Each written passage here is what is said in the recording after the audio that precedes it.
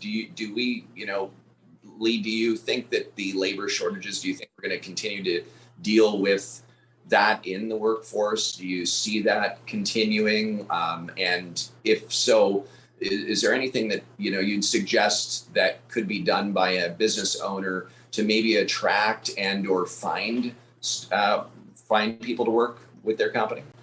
Well, a few things here. I mean, one is labor is needed to be able to complete a job. And as everyone knows, that it's a combination of equipment and labor.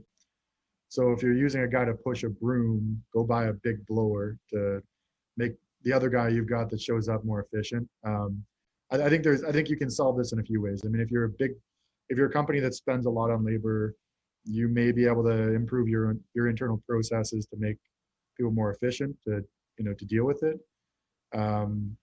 And you may be able to buy some, better equipment, and guys like toys if they're anything like me. So that's one way.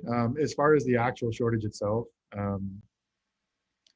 yeah, I mean, I think as long as there's this, as long as the pandemic persists and people are fully afraid of, returning back to a new normal or whatever that looks like, I think it's going to continue to be a challenge. But I think it's anybody's guess as to when that improves.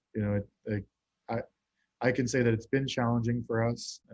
We've had to put a lot more effort into HR in the last year, just be a lot more aggressive. I guess a few tips I would give is be prepared to give answers quicker. Try and drag everything into the first interview. Forget about having the second and third. You've got to be aggressive if you're going to, bring people on, because there are a lot of people competing for the few good ones that are out there. But yeah, I wish I knew, but I don't have a sense as to when this gets better. I have a feeling it's going to be a while before we see it taper off and unemployment rates going back to where they were. And yeah, I don't necessarily think it's a bad thing. I think it's a reality that you've got to learn to deal with.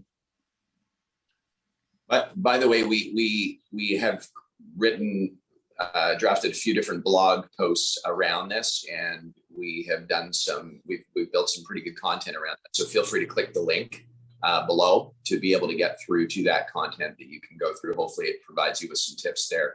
Brian, can you chime in on that before you roll up? Yeah, I would add to that, man. And I wrote a Instagram post probably a month or maybe 2 months back that I got a guy that reached out to me from Entrepreneur Magazine. He wanted to use it. And the quote on the post said, "You don't have a recruiting problem, you have a marketing problem."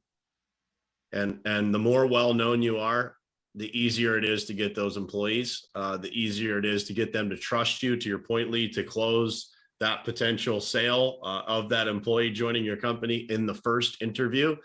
So again, I think it all comes down to being more well-known, letting people know who they're coming to work for before they even walk into your office via social media and any way that you can connect with them. I think, again, makes the world smaller and allows you to pull those people that are probably most in line with your values anyway from the message that you're constantly putting out.